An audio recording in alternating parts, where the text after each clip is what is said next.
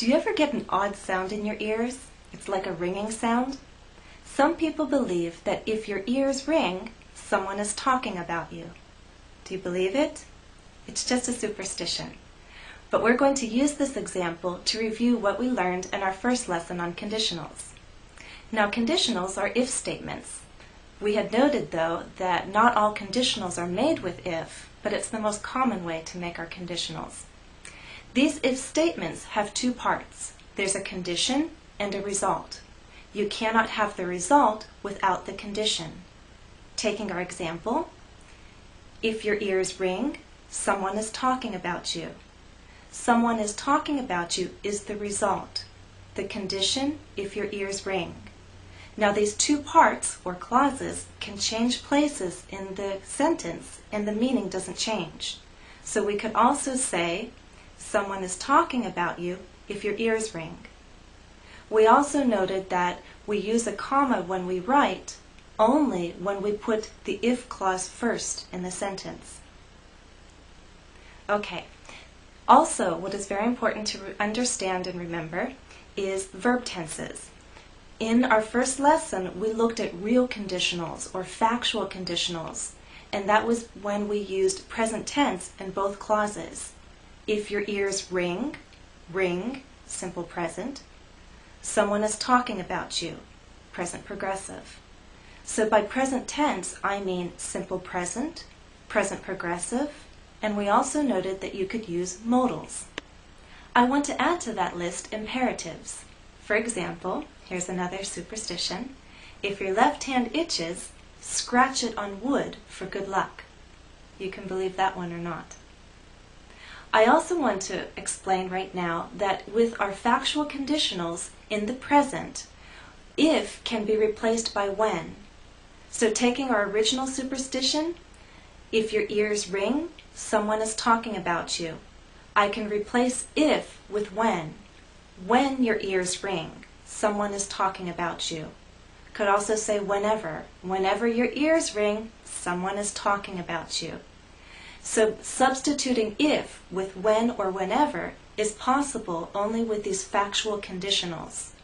And by factual, again, I had reviewed in lesson 1 that we mean general truths, facts, common events, and habits. Right now in lesson 2, we're going to move on to a new type of conditional. Still factual, but moving to the future. Here's an example. Mirror. Now what happens if I break it? Do you know? 7 years of bad luck. If you break a mirror, you'll have 7 years of bad luck. What did you notice now? In the first clause, the if clause, I said, if you break a mirror. Even though I'm talking about the future, I still use the simple present, if you break a mirror. But now in the result clause, you'll have 7 years bad luck. I'm using a future tense. So in these factual conditionals that refer to the future, we're going to use in the result clause a future tense. And that could be will or going to. So let's review what we've learned so far. On your screen, you're going to see a sentence. Each sentence is a superstition.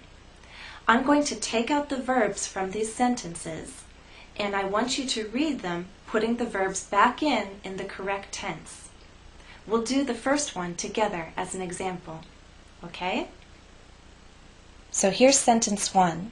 Take a moment and read it to yourself, and then I'll tell you the answer.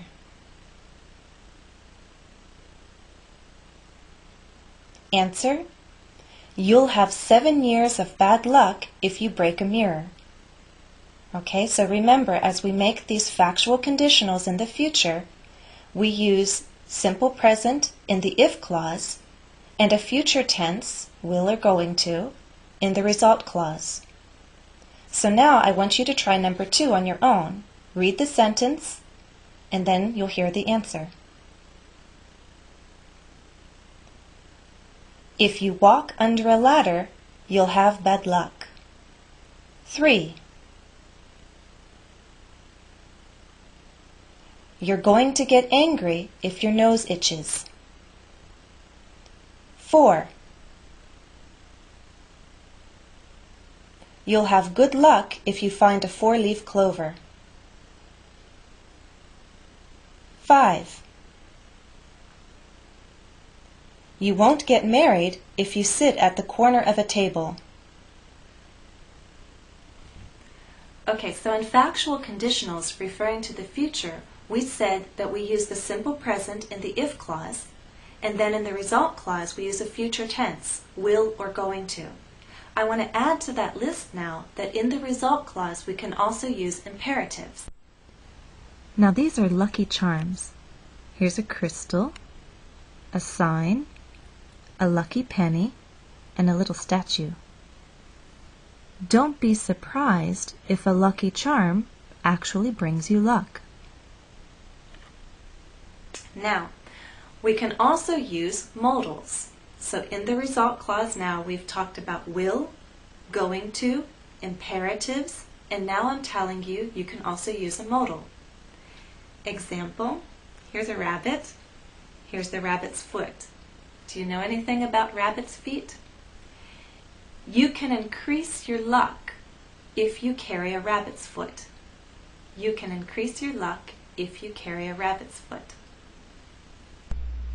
So let's summarize. We've been dealing with factual conditionals in the future. The result is certain or likely to happen in the future. Keep the condition in the simple present. The result clause can have will, going to, the imperative, or a modal. So now a good exercise for you is to write 2 or 3 superstitions. Think about what people have told you. Think about common beliefs in your own culture. You don't have to believe them yourself, but you do have to be able to write them as factual conditionals in the future. All right, check back here and we'll have some more lessons on conditionals. Good luck, happy studies.